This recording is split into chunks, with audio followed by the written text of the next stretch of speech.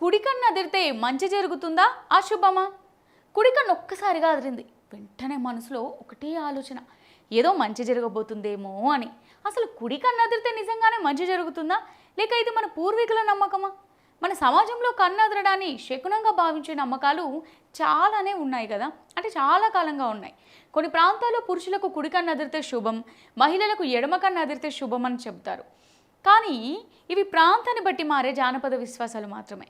కుడి కన్ను అదరడం వల్ల మంచి జరుగుతుందని సైన్స్ పరంగా శాస్త్రీయంగా అయితే నిరూపించబడలేదు. నిజానికి కన్ను అదరడం అలసట, ఒత్తిడి, నిద్రలేమి, ఎక్కువగా స్క్రీన్ చూడడం వల్ల ఒక సాధారణ కారణాలతో కూడా రావచ్చు. అయితే మన ధర్మం మనకు ఒక అందమైన విషయం చెబుతుంది. శకునం కోసం ఎదురు చూడడం కంటే మన కర్మను మంచిగా మార్చుకోవడం ముఖ్యం. రేపు ఏం జరుగుతుందో కన్ను చెప్పదు. మన ఈరోజు చేసే పనులే మన రేపటిని నిర్మిస్తాయి. కాబట్టి కన్నెదిరితే భయపడకండి. అలాగే అదృష్టం వచ్చేసిందని కూడా అస్సలు అనుకోకండి. ఒక్కసారి మనసులో అనుకోండి, నాకు మంచి జరగాలంటే ముందుగా నేను కూడా మంచి చేయాలి. ఇదే అసలైన ధర్మ సందేశం. శుభం మన కోసం ఎదురు చూడదు. మన మంచి ఆలోచనలు, మంచి పనులే శుభాన్ని మన జీవితంలోకి తీసుకొస్తాయి.